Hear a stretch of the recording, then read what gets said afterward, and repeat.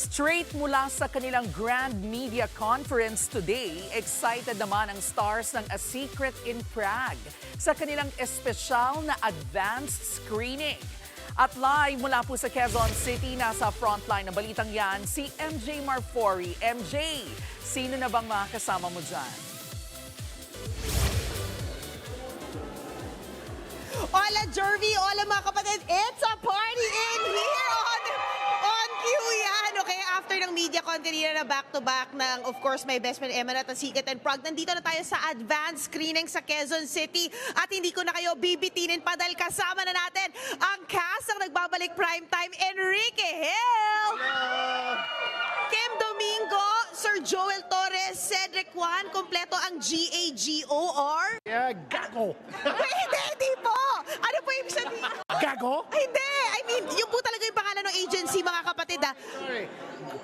Global Agency for Government Operation. Ang acronym is GAGO. Wait, so mga kapatid, teka lang ikakamustahin muna natin si Ken. In a good way. Kasi ma-action ang hatid nilang mga eksena rito. Nagulat kami lahat doon. Pero Ken, magabalik primetime ka na. The fans are all here tonight. What do you wanna tell your audience? Maraming salamat for all the love and support. I mean, throughout the years, hanggang po ngayon. At sana po ma-enjoy yung aming show that we really worked hard for. At gusto lang namin na may mapasaya po kayong lahat. Yun lang po yun.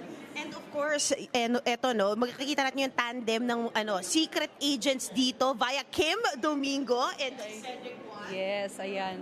Nako, dapat nilang abangan yan. And gaya nga ng sabi ni Ken, pinaghandaan namin to. And very excited kami talaga na mapanood to ng mga viewers. So, isa to sa pinakamalaking project ng TV5. So, we are really excited.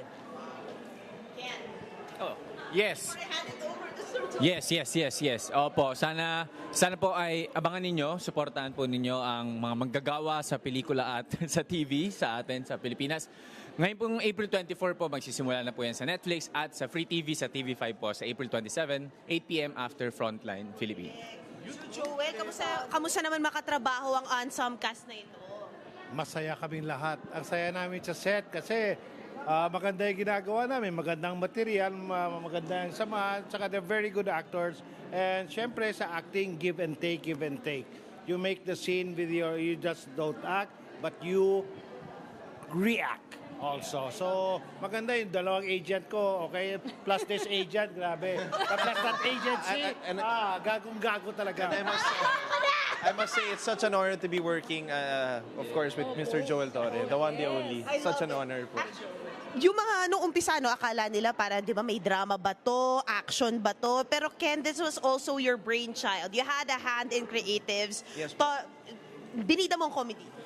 Gusto ko kasi medyo light lang po eh. Gusto ko magpasaya ng tao sa dami po ng problema. I want this show to be a relief na feeling ko matagal na kailangan ng ating mga kababayan. At, we just want to make people happy. So, sana po ay matuwa po kayo at ma-inspire din po kayo sa aming show. Alright. Yun lang po yun. Thank you so much, guys. So anyway, magsisimula na po ito April 27 and of course April 24 po on Netflix. Sa TV5 po yan, gabi-gabi. 8 p.m. mga kapatid. Yan muna yung latest mula rito. Magbe-red carpet na po sila.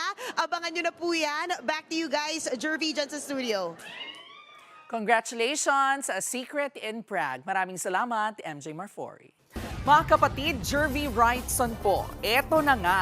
Para sa latest showbiz news at iba pang K-alaman, mag-follow at mag-subscribe na sa social media pages ng News 5.